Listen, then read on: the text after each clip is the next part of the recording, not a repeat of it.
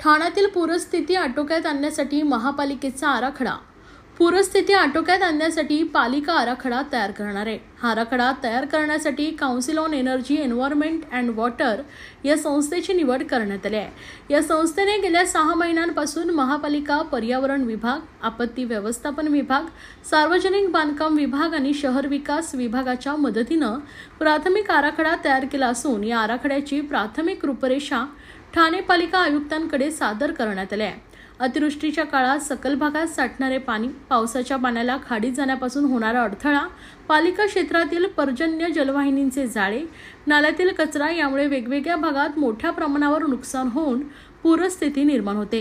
काही ठिकाणी जीवितहानी होण्याची भीती असते. या सर्व स्थितीचा अभ्यास करून ही स्थिती नियंत्रणात आणण्यासाठी CEW संस्थेकडून नियंत्रण कृती आराखडा तयार करण्यात येतोय. या आराखड्यात आपत्ती नियंत्रणात प्रत्यक्ष घटनास्थळी काम करणारे कर्मचारी यांचे अद्ययावत प्रशिक्षण आणि नागरिकांमध्ये जागरूकता या 2 गोष्टींची प्रामुख्याने समावेश करण्यात आलाय.